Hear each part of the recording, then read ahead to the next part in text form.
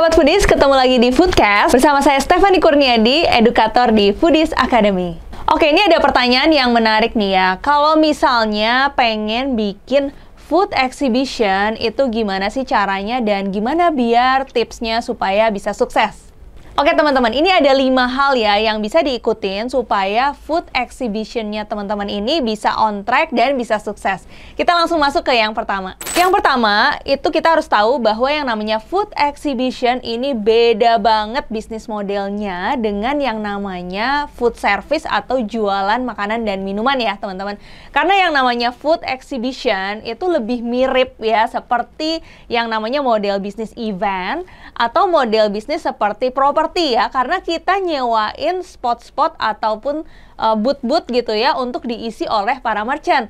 Makanya karena model bisnisnya totally different ya, jadi cara-cara untuk kita bisa sukses dan juga bisa viral nih acaranya juga itu sangat berbeda. Yang kedua itu adalah teman-teman harus bikin yang namanya anggaran ya. Nah, sama juga nih seperti bisnis-bisnis lainnya. Dan kalau misalnya kita mau buka outlet atau jualan makanan dan minuman, itu kita harus selalu mulai dari yang namanya numbers. Nah, yang biasanya nih suka alergi ya atau mulai agak gatal-gatal gitu dengerin yang namanya numbers. Masalahnya kalau yang namanya bisnis itu memang semuanya harus kita bisa angkain ya. Nah, termasuk kalau misalnya teman-teman mau buka atau ngadain yang namanya food exhibition. Jadi yang namanya anggaran itu harus dikalkulasi dulu di awal nih. Ada yang disebut dengan modal ya, atau bisa disebut dengan capital expenditure. Jadi itu adalah biaya-biaya yang akan keluar ya, yang menjadi modal kita sehingga si food exhibition ini bisa berjalan. Contohnya misalnya kalau teman-teman menyelenggarakan di lokasi yang lain nih, berarti kalau misalnya ada biaya sewa lokasinya, nah itu termasuk. Kemudian yang kedua, pastinya kan tempatnya juga harus didekor ya, harus kita sekat-sekat untuk menjadi booth ataupun stand. Kemudian harus ada panggungnya. Nah, semuanya akan ada biaya produksi, biaya sewa alat, biaya dekorasi. Nah, itu juga masuk ke anggarannya. Yang ketiga juga yang harus masuk ke anggaran yang suka kelewat nih, itu adalah biaya promosinya. Karena ini harus dimasukin ke modal awal ya. Kalau kita nggak melakukan promosi ini secara agresif dan juga supaya bikin food exhibition-nya viral, nanti ujung-ujungnya yang datang juga sedikit. Nah, semua biaya anggaran ini perlu dikalkulasi. Kenapa harus di awal? Karena kita harus menghitung nih target pendapatan kita berapa. Nah, dari total anggaran yang sudah kita kumpulkan, nah misalnya teman-teman pengen keuntungannya berapa nih? Apakah 50% atau 100% ya? Misalnya 2 kali lipat atau 3 kali lipat. Nah, dari situ nantinya akan keluar target penjualannya. Misalnya teman-teman udah melakukan rancangan nih, oh di sini bisa muat 50 booth atau 50 stand.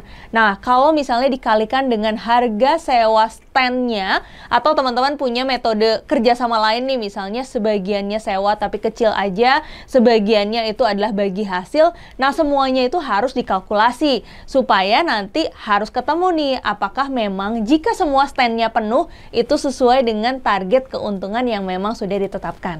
Nah, yang ketiga yang menjadi kunci sukses, mungkin teman-teman juga mulai lihat yang namanya food exhibition zaman sekarang ini sangat lekat sekali dengan tips yang ketiga ini, yaitu harus libatkan KOL ya, Key Opinion Leader ataupun influencer. Karena zaman sekarang apalagi kalau ngomongin industri kuliner, itu salah satu penggeraknya tentu saja adalah para foodies ya, bukan foodies ya, foodies ya, FOODIES ya. Jadi mereka adalah influencer-influencer di bidang makanan ya. Jadi kalau teman-teman food exhibition-nya ini juga pengen rame, jadi harus melibatkan mereka.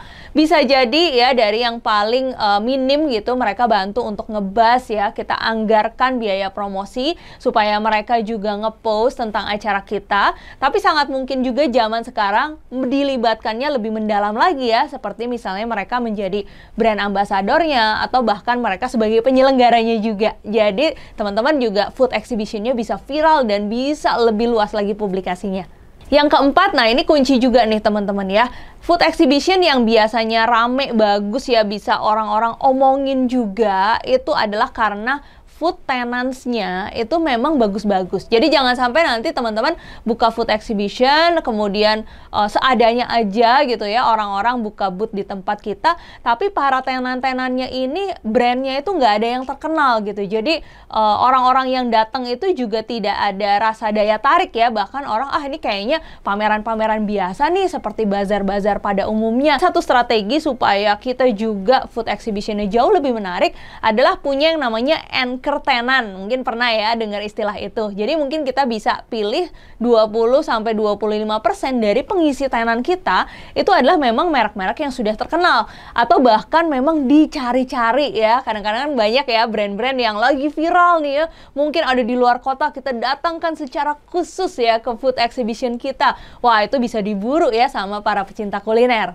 Dan yang terakhir ya, kelima teman-teman, kuncinya adalah database ya, baik dalam rangka sebelum acara.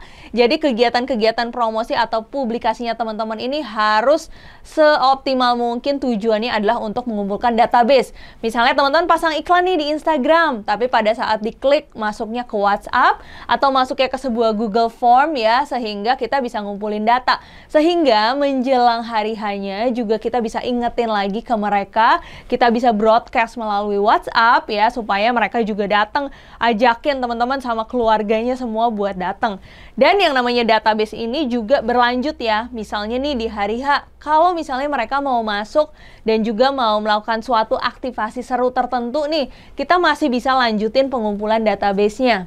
Sehingga database-database ini juga bisa teman-teman manfaatkan untuk kegiatan-kegiatan selanjutnya ya. Jadi investasinya itu satu kali, tapi begitu kita bisa memiliki database dan melakukan engagement yang sangat dalam gitu ya dengan para audiens kita, kita juga bisa bahkan membangun brand dari food exhibition kita. Kita punya ya banyak contoh-contoh yang ada di dalam negeri maupun di luar negeri ya, yang berupa pameran-pameran ya ataupun ad hoc activities seperti ini, tapi brandnya pun menjadi ditunggu-tunggu. Jadi teman-teman setiap tahun ngadain, wah itu udah punya antrian digital ya sebenarnya ya. Nah itu hanya bisa dilakukan jika tadi ya teman-teman lakukan 5 step yang sudah dijelaskan di video ini. Oke, nah sahabat foodies, jangan lupa untuk ikuti 5-5-nya dan nanti teman-teman bisa explore dan lakukan improvement ya. Dan didoakan supaya food exhibition-nya teman-teman bisa sukses dan viral. Jangan lupa subscribe di Foodies YouTube channel, di tombol subscribe agar kita bisa mendapatkan update berbagai video terbaru dari Foodies dan juga share ke berbagai grup video-video pembelajaran dari Foodies. Ikuti kelas-kelas Foodies terbaru dan sekolah bisnis kuliner, kunjungi www.foodies.id.